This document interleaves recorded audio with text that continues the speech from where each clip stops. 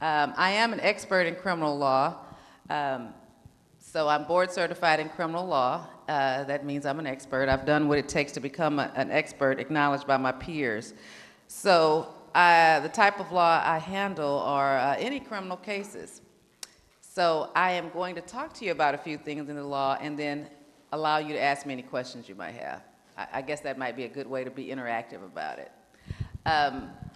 One of the hot topics in criminal law right now, especially in the federal system, which a lot of women get involved in, is Medicaid fraud. I've handled quite a few Medicaid fraud cases. A lot of people who've been in the criminal justice system seem to find it easy, I guess, to get a job as a certified nursing assistant, a CNA, sometime as nurses. And one of the problems with that is that most people, most women that are involved in that do not really understand why it becomes a crime. Because a lot of our Nigerian brothers and sisters own the companies, the Medicare companies. Usually they're durable medical equipment companies, which they call DMEs, with the wheelchairs and the scooters or diapers or arthritis apparatus. Does anybody know anything about that? I see a few people shaking their hands. If anyone is working in a position like that, please, if you want to ask me any questions about it, because the alleged scam is always done in the same way, basically kickbacks. If you refer a person a case, that's illegal. So say, for example, I own a durable medical equipment company. The law requires me to advertise in certain ways. But one of the ways I cannot advertise is I cannot pay marketers. So, for example, what's your name, ma'am? Yours? What's your name? Karen. Okay, so Karen, if I want to hire you, you're looking for a job, I want to hire you, and I say I need a marketer.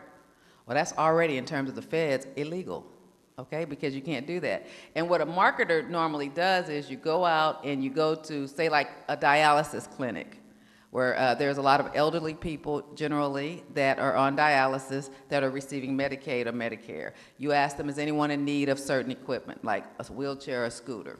And the government will pay for one of those items for you during the life of you being on Medicaid. And a lot of times people were basically getting a doctor to certify that it was medically necessary, and it might not be their regular primary care physician.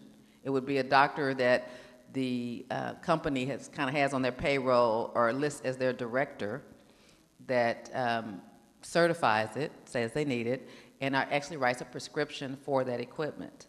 When you bring that patient to me, or several patients to me, I give you a percentage of what I got from the government. I supply the equipment, but the person really doesn't need it, okay?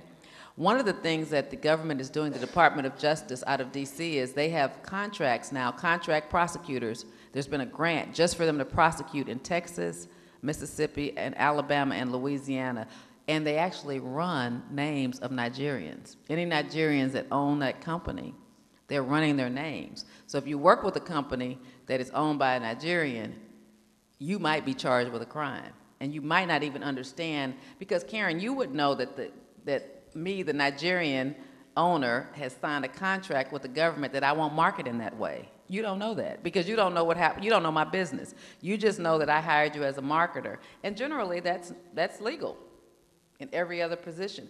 But the federal government, because these are our tax dollars, they don't want us to go out and find people that might have the need. They want the need to be, you know, like the doctor who's been seeing Miss So-and-so for so long and sees that she can't walk anymore, or someone's a paraplegic, or somebody really can't walk, that the doctor is actually prescribing it, that sees them every day. Do you understand what I'm saying? So they don't want you to create expenses for the government. And so therefore it's specifically illegal, but you don't know that. And I've had a lot of clients charged with that, and they didn't know what was legal and what wasn't legal. So, and obviously, I would pay you with a check, and then I would give you a 1099 at the end of in January of the next year to show my expenses. That is the way people get found guilty, because that's a direct money trail of the 1099. So when the government is investigating that case, they would get my bank statements. They would get a copy of my contract where I said I wouldn't pay kickbacks, which is a portion of what I received from Medicaid for that equipment, and that's how people get charged with that crime. Does that make sense?